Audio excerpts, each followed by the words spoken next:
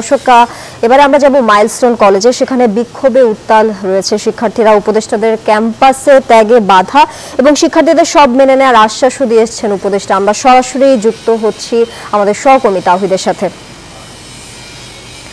তাওহিদ, আপনি তো এখন মাইলস্টোন কলেজে আছেন। আমরা কিছুক্ষণ আগে জানাচ্ছিলাম, অর্থাৎ আগের সংবাদে জানাচ্ছিলাম, উপদেষ্টাদের ক্যাম্পাস ত্যাগে বাধা দিয়েছে শিক্ষার্থীরা। এই মুহূর্তে কি পরিস্থিতি দেখছেন?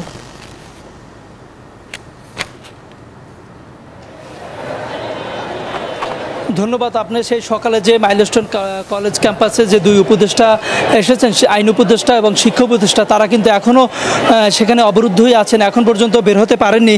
অর্থাৎ প্রায় 8 ঘন্টার মতো হয়ে গেছে তারা এই কলেজ ক্যাম্পাসে অবরুদ্ধ হয়েছেন। একবার বের হওয়ার চেষ্টা করেছিলেন, কিন্তু বের হয়েও মূল সড়কের কাছাকাছি এসেও তারা আবার পিছু হটতে কিন্তু বাধ্য হয়েছেন। এখন পর্যন্ত তারা কলেজ ক্যাম্পাসের ভিতরেই অবস্থান করছেন, তারা বের হতে পারেননি। এছাড়া যদি একটু জানিয়ে রাখি, এখন প্রায় 6টার কাছাকাছি সময়। মানুষ কিন্তু মাইলস্টোন কলেজের সামনে কিন্তু মানুষের সংখ্যা আরও বাড়ছে, কমেনি। শিক্ষার্থীদের সঙ্গে আমরা কিন্তু আর কি মাইলস্টোন কলেজের শিক্ষার্থী ছাড়াও কিন্তু আমরা বাইরের লোক দেখতে পাচ্ছি, স্থানীয় লোকজন, উৎসুক জনতা যারা আছেন। অর্থাৎ এখন শুধু শিক্ষার্থীর ভিতরে এই বিক্ষোভ বা এখানে অবস্থান কর্মসূচিটা আটকে নেই, এটা অন্যান্য লোকজনও এসে এখানে কিন্তু অংশগ্রহণ করছে, সেটাই আমরা দেখতে পাচ্ছি। এছাড়া সেনাবাহিনী সতর্কতামূলক অবস্থানে আছেন, পুলিশ আছেন, সকলেই এখনও আছেন। কেউ পরিস্থিতি নিয়ন্ত্রণ বা ঠান্ডা করার চেষ্টা করছেন। এখন পর্যন্ত তারা একইভাবে একই দাবিতে। বান্ডেল থাকলে প্রতি সেনমানিতে টাকা বাঁচবে।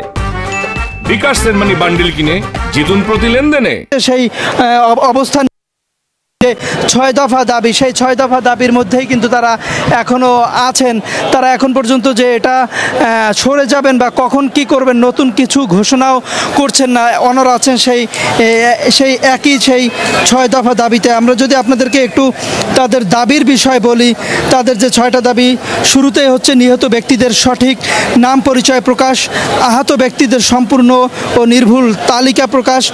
এছাড়া প্রতিটি যারা আহত হয়েছে, যে সমস্ত শিক্ষার্থী বা মারা গেছেন, তাদের পরিবারকে ক্ষতিপূরণ, বিমান বাহিনীর ব্যবহৃত ঝুঁকিপূর্ণ ও পুরানো প্রশিক্ষণ বিমান বাতিল করে আধুনিক ও নিরাপদ বিমান চালু করার দাবি, বিমান বাহিনীর প্রশিক্ষণ পদ্ধতি ও কেন্দ্র সংস্কার করে আরও মানবিক নিরাপদ ব্যবস্থা চালুর দাবি জানিয়েছেন। এছাড়া তারা বলছেন, গতকালকে যে বিমান বিধ্বস্তের সময় যে এখানে যে পরিস্থিতি সৃষ্টি হয়েছে, তখন যে শিক্ষকদের গায়ে যে হাত তোলার একটি অভিযোগ করেছেন, যে তাদের শিক্ষকদের মারধর করা হয়েছে। এই ঘটনায় যারা জড়িত তাদের জনসম্মুখে নিঃশর্ত ক্ষমা চাওয়া সহ 6টি দাবি জানিয়েছেন। এছাড়া আরও একটু জানিয়ে রাখতে চাই, এখন পর্যন্ত কিন্তু 31 জন নিহতের খবর আমাদের কাছে আছে এবং 165 জন শিক্ষার্থী বা বিভিন্ন ঢাকার হাসপাতালে কিন্তু চিকিৎসাধীন অবস্থায় আছেন এবং তাদেরকে চিকিৎসার জন্য কিন্তু সরকার ঘোষণা দিয়েছেন যে প্রয়োজনে বিদেশের চিকিৎসক নিয়ে এসে তাদেরকে উন্নত চিকিৎসা দেওয়ার ব্যবস্থা করা হবে। এই তাদের 6টি দাবি কিন্তু দুই উপদেষ্টা যে এসেছিলেন তাদের সঙ্গে কথা বলতে, তাদেরকে সান্ত্বনা দিতে বা তাদেরকে বোঝানোর জন্য যে তাদের পাশে সরকার আছে, তারা কিন্তু সেই সময়ে কিন্তু সকালেই ঘোষণা দিয়েছে যে শিক্ষার্থীদের উত্থাপন যে 6টি দাবি, সেই দাবি 6টি তারা মেনে নিয়েছেন। এই দাবি 6টি মেনে নেওয়ার ঘোষণা দেওয়ার পরও কিন্তু শিক্ষার্থীরা তাদের এই ঘোষণাকে এখন পর্যন্ত প্রত্যাখ্যান করেই কিন্তু তারা এখানে অবরোধ করে রাখছেন, বিক্ষোভ করছেন। এখন পর্যন্ত তারা সরে যাননি বা সরে যাওয়ার কোনো ঘোষণাও দেননি। এখন প্রায় 5টা 55 বাজে, সেই সকাল থেকে কিন্তু তারা টানা এখানে বিক্ষোভ করে যাচ্ছেন, অবরোধ করে আছেন। আর একটু জানিয়ে রাখতে চাই, তারা কিন্তু সকাল থেকে তাদের মাইলস্টোন কলেজের ভিতরেই, ক্যাম্পাসের ভিতরেই কিন্তু তারা অবস্থান করছিলেন।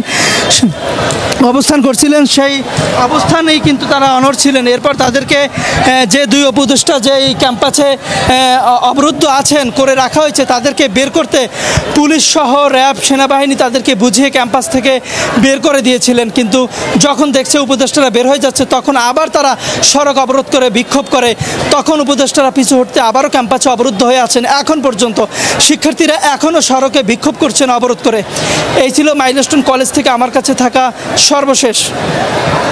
তাওহিদ, আপনাকে ধন্যবাদ যুক্ত থাকার জন্য।